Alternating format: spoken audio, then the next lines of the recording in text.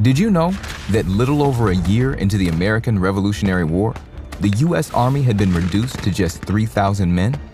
But over 10 crucial days between December 25th and January 3rd, 1777, all of that changed, thanks to one man, Patriot General George Washington. Back in August 1776, the Continental Army was 20,000 strong, and morale was high. But over the following months, a series of dramatic defeats had decimated their numbers and turned the tide of war in favor of the British. Lacking men and resources, Washington led his troops into Pennsylvania to lick their wounds on the banks of the Delaware River.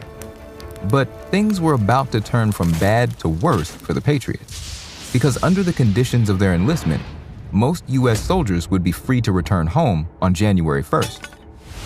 Knowing that time was against him, Washington opted for a last, bold strike to attack the garrison at Trenton, New Jersey.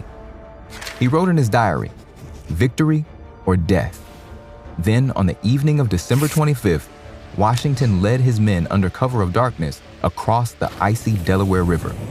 Against all odds, by 9 a.m. the next morning, the garrison at Trenton was theirs.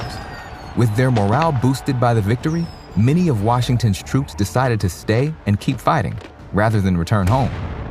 Shocked by this unlikely defeat, the British dispatched thousands of reinforcements under the command of British General Charles Cornwallis. On January 2nd, Washington returned to Trenton, then moved his forces behind enemy lines. And on January 3rd, Washington personally led the attack that defeated the British garrison at Princeton. So why does it matter?